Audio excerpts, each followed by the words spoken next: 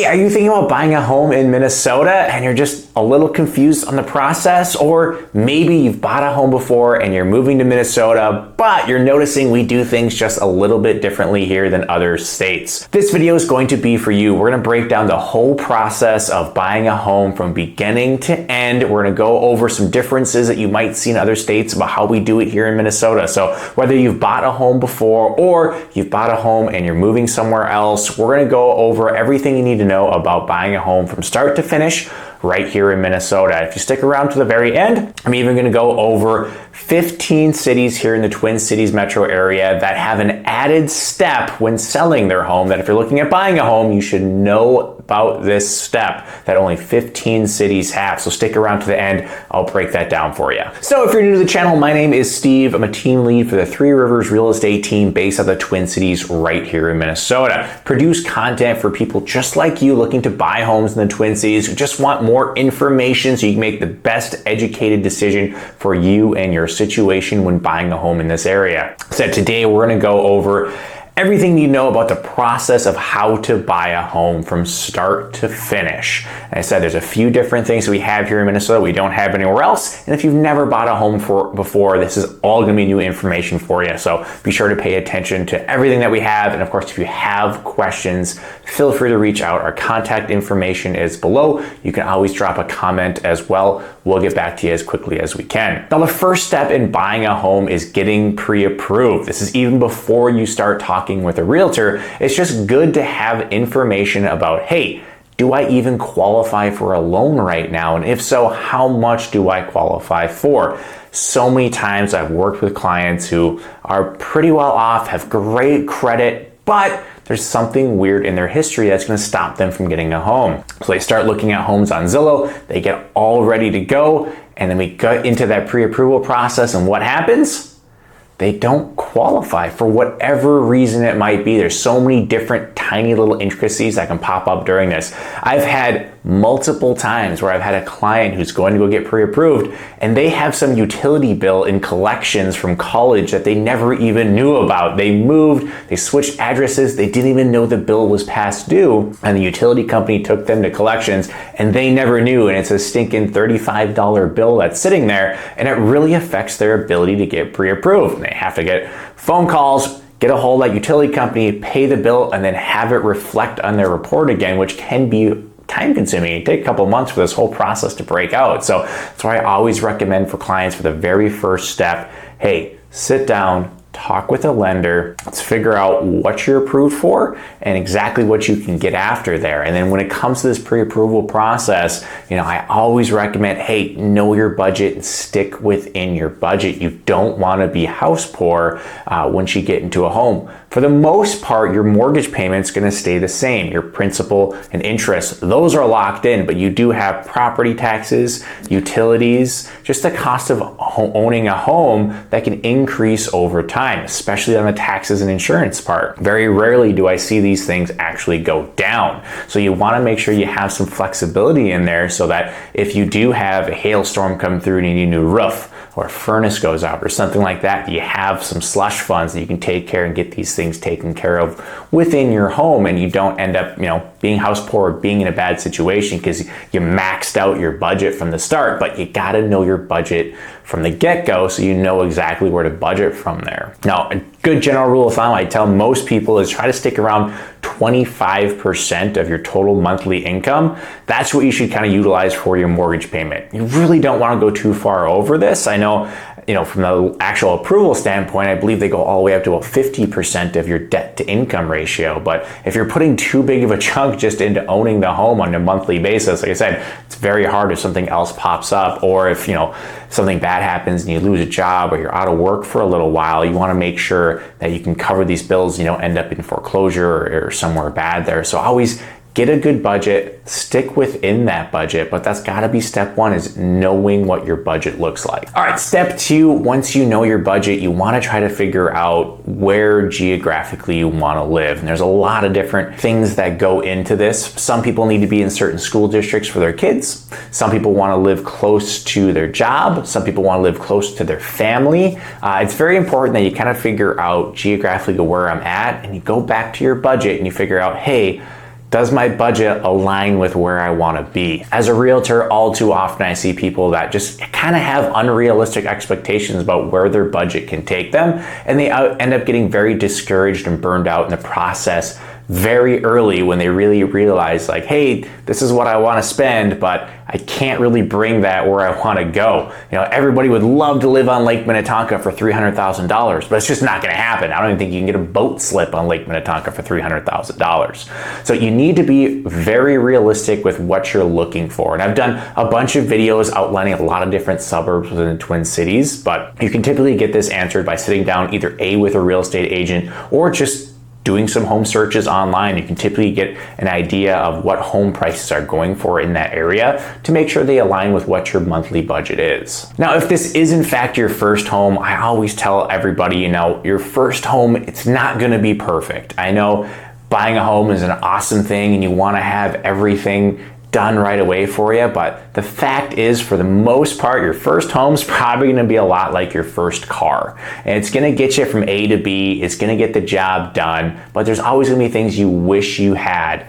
So I always tell people, hey, kind of figure out what your top 3 things are, your top 3 non-negotiables. So for a lot of people, it might be a school district within a certain area, a certain radius to your occupation. Maybe it's having a garage, maybe it's having a finished basement, whatever it is. Figure out what your top 3 are and really focus in on those when you find homes within your price budget. The fact is, your needs are going to change over time, and what you think you want in your first home might not be what you want 2 or 3 years from now.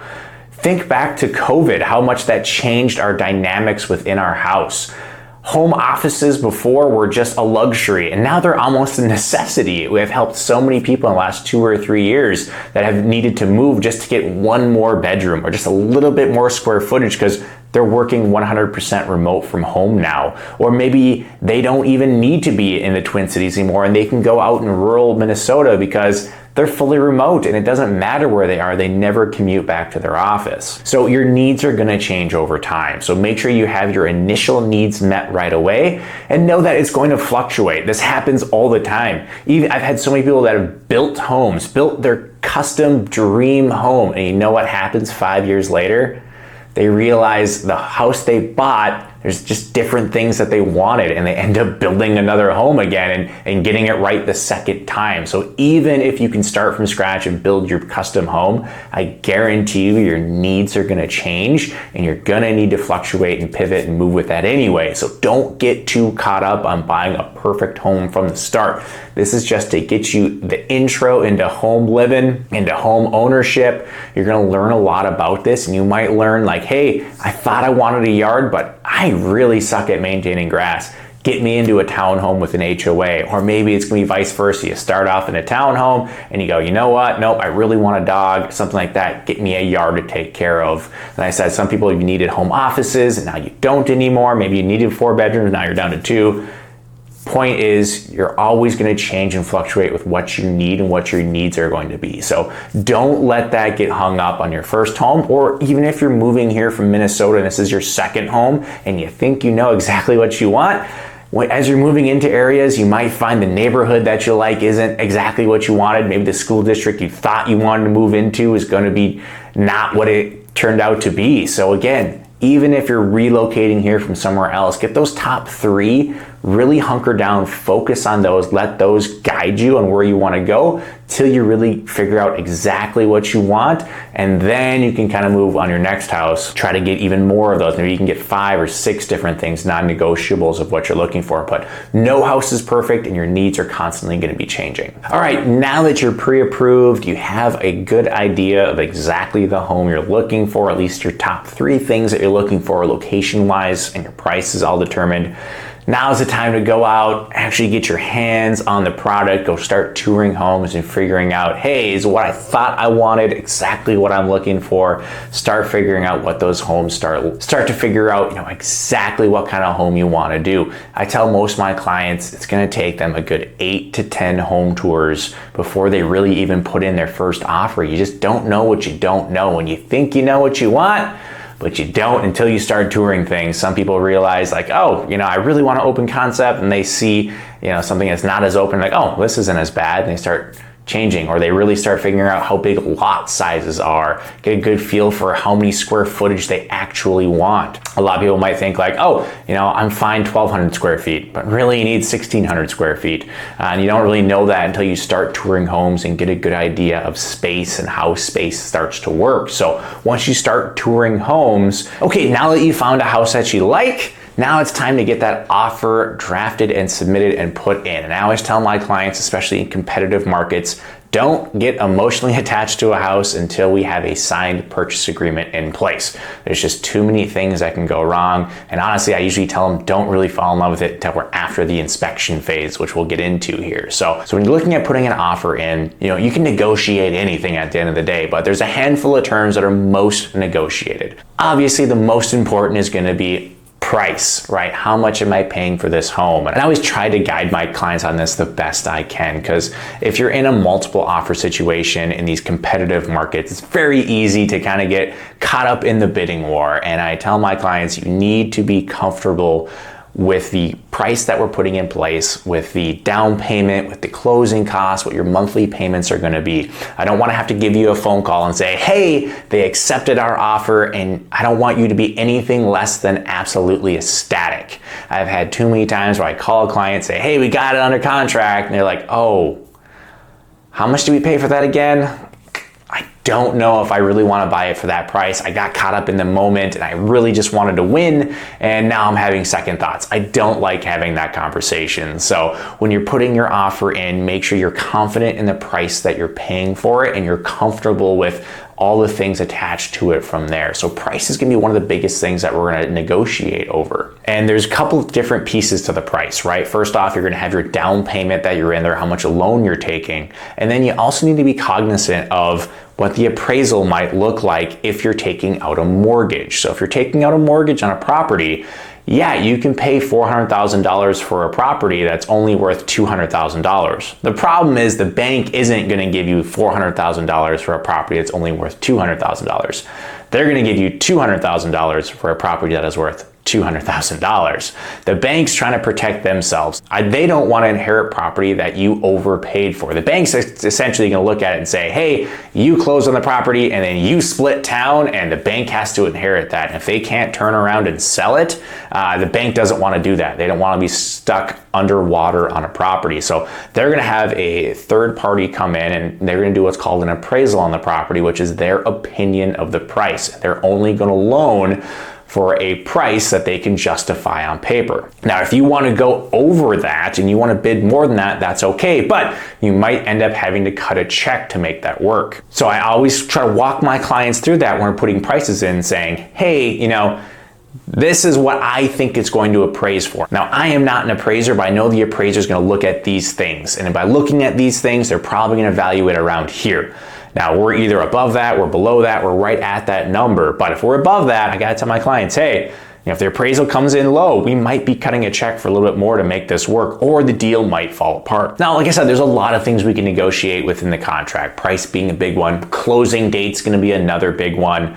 Typically here in Minnesota, a lot of your lenders are going to need about 30 to 45 days to close, and this is kind of the standard closing time frame for a home. Now, you can definitely move quicker than that, and you can move much slower than that, but typically tell my clients, hey, plan on 30 or 45 days to kind of get everything buttoned up from that standpoint. Now, you're going to have a date that works for you on the buying side. Sellers are also going to have a date that works for them. Maybe they need to buy another house, something like that. They need time to go. Maybe it's vacant. They just want it off their books and they want to be done with it.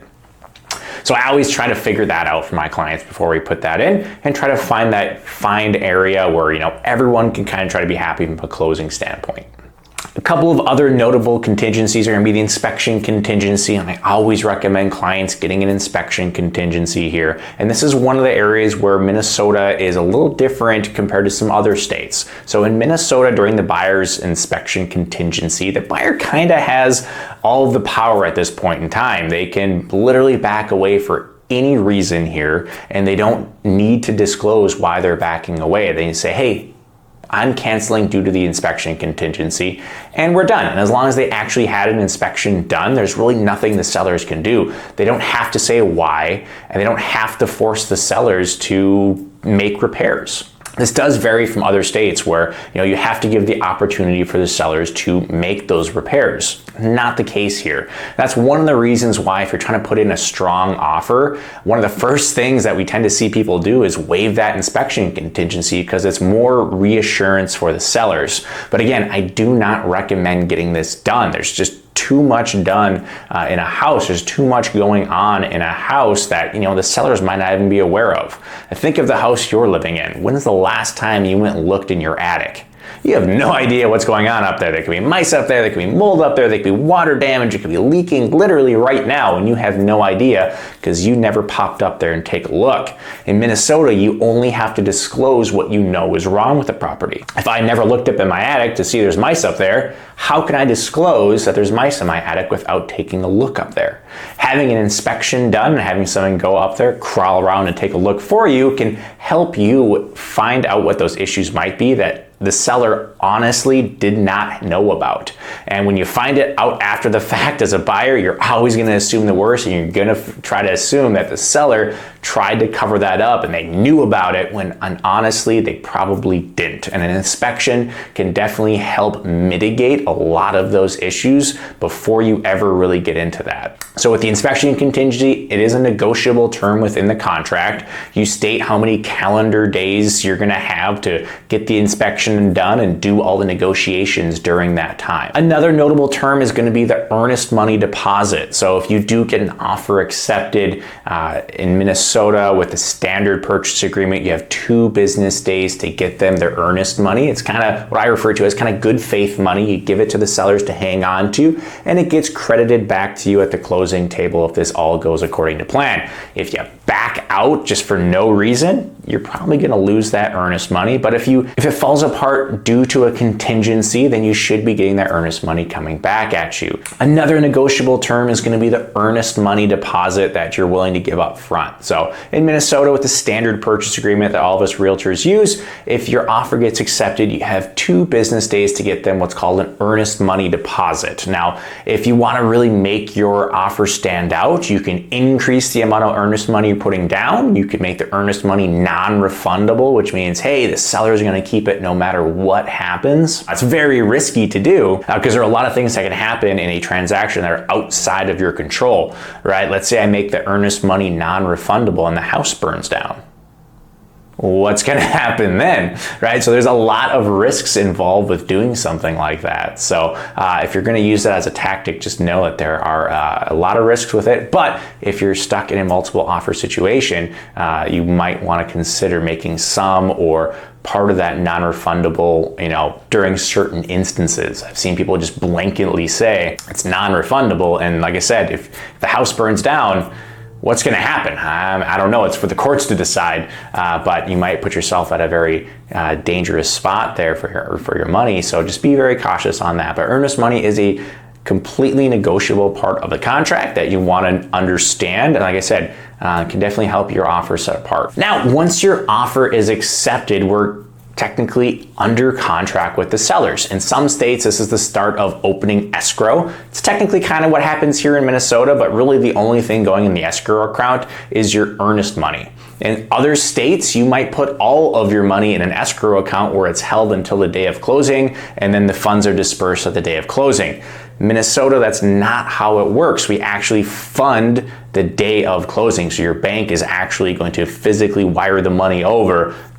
Usually a day of closing. It can actually happen a little bit earlier if you want. It all depends on what type of financing you're using and what type of bank you're using. But that's definitely a difference compared to what we do here in Minnesota versus what happens in other parts of the country. Actually, pre-COVID here in the Twin Cities, we'd actually sit down at the table, sellers and buyers, as we were filling out paperwork and get everything done there and fund right there, cut checks for everybody, pass keys over the table, and the house was yours right there at closing as soon as the funds came over. I said we haven't been doing that nearly as much since COVID. COVID kind of killed that. Now sellers are typically pre-signing and buyers are showing up the day of closing to still fill out their paperwork. Every once in a while, everybody shows up at the same time, but definitely not to the extent that we were seeing in the pre-COVID times. But that is definitely a big distinction, like I said, here in Minnesota, where we actually typically fund day of, and then once that check comes, Keys are yours and it's your property. You can move in right away that day unless something else is negotiated within the contract. Some people do early movement agreements, some do later movement agreements, rent back agreements, a lot of different things that can happen within there. But for the most part, once you sign on that dotted line, and the funds are in the bank account and checks are dispersed, it's your home, you can move in that day. Now, during that time between your offer getting accepted and the close date, there's gonna be a lot of different things that are happening, mostly with the mortgage company and the title company. So the mortgage company is gonna, if you're taking on a mortgage, of course, is going to go through and double check all the things you told them about in the pre-approval process. They're gonna verify your income, they're gonna verify the cash you have on hand, they're gonna rerun your credit, and a lot of times verify your employment even at the day of closing. So make sure you're still in good standing with your boss and they answer their phone on the day of closing. Because I've seen that before where people are fully employed, but they just can't get a boss on the phone to verify that they're still working there. Additionally, a title company is going to take a look at the title and make sure that people selling it to you are able to do that. And again, this is a big distinction here in Minnesota compared to what we see in other parts of the country. A lot of other parts of the country work through attorneys, and you can still do that here in Minnesota and not use a title company, but for the most part, most people opt to use a title company as opposed to a real estate attorney. Like I said, in Minnesota, you can technically do both. And I've seen that where I've had people use both a title company and an attorney, but you technically don't have to. Most transactions are done with just a title company, making sure that everything is in order. And they're going to do a lot of the heavy lifting on the back end. Like I said, they're going to make sure the person selling you the home can legally do it, that all the seller's signatures are on there. Sometimes you run into a situation where somebody got divorced. They were married at the time they bought the house. But they're divorced now and they're selling, but you still need the other spouse's signature to legally sell the home. It's 1 to buy, 2 to sell here in the state of Minnesota.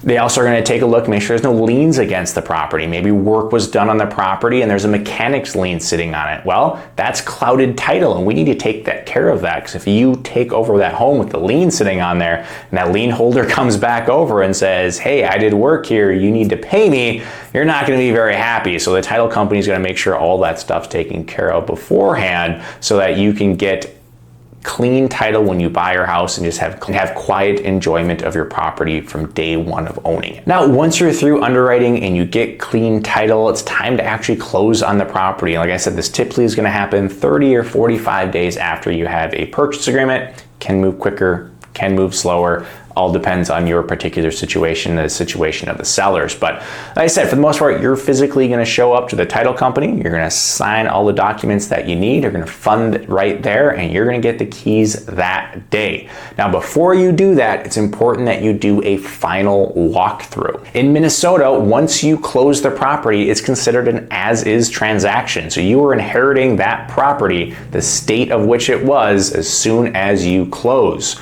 So you want to do a final walkthrough right before you close to make sure the property has not been substantially altered from when you first saw it, when you first toured it. Some common things that I see all the time is sometimes it's just messy. There's trash all over the place. I've seen mattresses left behind. Sometimes appliances are taken out. Some people want to take the washer and dryer with them, even though it was part of the transaction. And it's fairly standard in Minnesota for the washer and dryer to come with the property, as is all appliances, but not always. It's important that you have that stuff specifically written into your purchase agreement if you want that stuff to stay. I said that's not standard in every state there from that standpoint. So some people, when they've bought in other states, they think the washer and dryer comes with them. Like I said, you gotta write it into the purchase agreement, but for most people, they're assuming it's going to stay. But make sure you're covering your tail there, because I've seen a lot of times you get to the final walkthrough, some appliances are missing, and now we have an issue before closing. We don't want that. Other standard things that you might see during the final walkthrough, maybe an appliance died, maybe the furnace died. I've had so many water heaters go out the night before. It's just kind of a weird thing where people are moving, maybe they're not using the water heater as much, maybe it's been sitting there vacant for 2 weeks. Water heater wasn't getting used for 2 weeks, the light went out, and now it doesn't come back on. We need a new water heater. So when you're doing your final walkthrough, make sure you're testing all the appliances, you're testing all the windows, Testing the furnace and AC, if you can. If it's too cold, you can't test the AC. So a little thing to know about just in Minnesota in general as well. If it's too cold outside, I cannot run your AC. So if we're in the middle of winter, there's really no good way to know if it works. And honestly, it might have worked in the fall. Now this spring it's dead. So just know that kind of going into it as well. But you want to test as many things as you can during the final walkthrough. Windows, appliances, lights, make sure everything is working, because if it's not working at the time of the final walkthrough, the time of closing, once you close, it's your problem now, and you are going to have to deal with it. You lose all your leverage once you close. Now, if you find it before you close, now you have some leverage. You can not close. You can make sure you get some compensation to get these things taken care of if they weren't previously disclosed or if they were working before. And again, this is a very big part of why you should get an inspection too. Sometimes sellers just forget things don't work. Maybe they have a window that doesn't work in their child's bedroom, and they haven't used that window in 5 years because the kid moved out, they haven't opened it, the kid broke it, they didn't tell mom and dad, and guess what? The window doesn't work, and they didn't know, so they didn't disclose. We didn't get an inspection, so we don't know it doesn't work. But guess what? The window doesn't work, and if we didn't know that beforehand, we might be stuck trying to figure that out, especially if we didn't try to do it during the final walkthrough. So an inspection can find a lot of those little things, as well as it can show proof of, hey, this was working before and now it's not working now. It can give us some leverage when we do that final walkthrough if things aren't working to get them fixed. Because sometimes the seller may be like, well, it wasn't working before.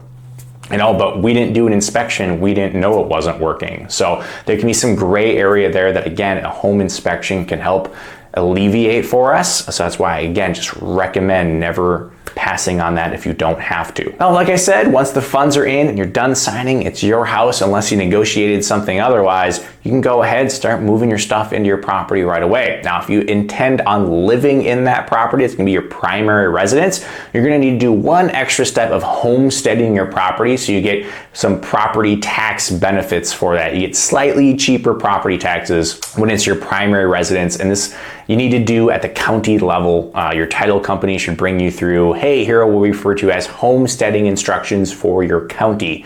A lot of times they're done online. Sometimes you have to go into a city hall or something like that, just drop off a packet. It's pretty pain-free, but you still want to do it so you make sure your property taxes stay a little bit lower and you're not charged the non-homestead rate. And that's pretty much the process from beginning to end. Now, like I said, there are 15 cities within the Twin Cities Metro that have one added step that if you're looking to buy them, you want to pay attention to. And they have either what's referred to as a TISH home inspection, a truth in housing, or a point of sale home inspection. So what these are is they are city required home inspections that need to get done technically before the home can be sold. So you want to make sure if you're buying in one of these 15 cities that the seller did it, and that if there were any required repairs that they took care of them. And not all cities require repairs. Some of them are just informative. They're just going to do the inspection and let you know what's wrong. Other cities, the sellers are going to have to get the inspection done and then get a re-inspection done to get a certificate of compliance saying that, hey, everything's good, nothing's busted up here. So the 15 cities that you want to pay attention to are Bloomington, Golden Valley, Maplewood, Minneapolis, Mounds View, New Hope, Orono, Richfield, Robbinsdale, St. Anthony Village, St. Louis Park, St. Paul, South St. Paul, Minnetonka Bay, and West St. Paul. Like I said, each one might be a little bit different. For instance, Golden Valley, they're just gonna take a look at the sewer line, and if there's a sump pump, they're gonna take a look at that as well. Where other cities like Minneapolis are gonna take a look at pretty much everything, and they're even going to and let you know what the energy report of that house is and how well it's insulated and things. So every city with those 15 are just a little bit different. If you're not in one of those 15 cities, you have nothing to worry about. It's no added step there. But like I said, those 15, make sure it gets done. You don't want to have something fall through the cracks there, and then you might be stuck with a repair or something, or you might have to try to go back after the sellers to get the repair done. It's easier just to make sure that it's done right from the get-go. So that's the whole process, beginning to end, with the TISH and the POS, the point of sale inspections there. What do you think? Do you have questions? Do you feel confident in your ability to buy a home here in Minnesota? It's a lot of information, I know, but if you're just starting this process out, just remember, homes are bought and sold every single day. Well, Monday through Friday, not the weekends in Minnesota, because we can't fund on the weekends. So it's a process that happens basically every single day, and working with someone you know, like, and trust is going to get you through the process is one of the biggest things I highly recommend that you do if you're looking at buying a home. If you have more questions about the process, like I said, contact information down below. Feel free to drop a comment below. Anytime, we're here to help you out and answer your questions.